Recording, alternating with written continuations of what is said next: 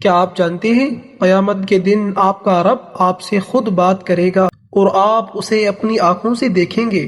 حضرت عدی بن حاتم رضی اللہ عنہ سے روایت ہے کہ رسول اللہ صلی اللہ علیہ وسلم نے فرمایا، جہنم کی آگ سے بچو، چاہے آتی کھجور صدقہ کر کے ہی کیوں نہ ہو، اور اگر یہ بھی نہ ملے تو اچھی بات کہہ کر۔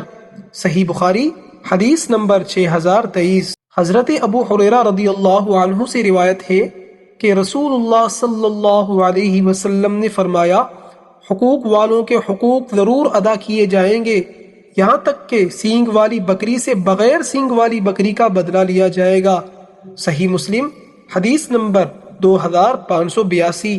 حضرت صہیب رومی رضی اللہ عنہ سے روایت ہے کہ رسول اللہ صلی اللہ علیہ وسلم نے فرمایا، جب جنتی جنت میں داخل ہو جائیں گے تو اللہ تعالی فرمائے گا، کیا تمہیں کچھ اور چاہیے؟ وہ کہیں گے، کیا تو نے ہمارے چہرے روشن نہیں کیے؟ کیا ہمیں جنت میں داخل نہیں کیا اور جہنم سے نہیں بچایا؟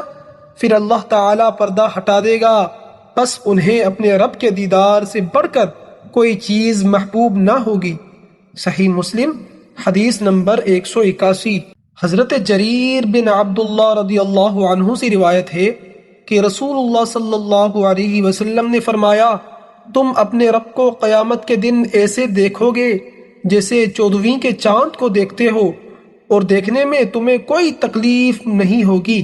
صحیح بخاری حدیث نمبر 4434۔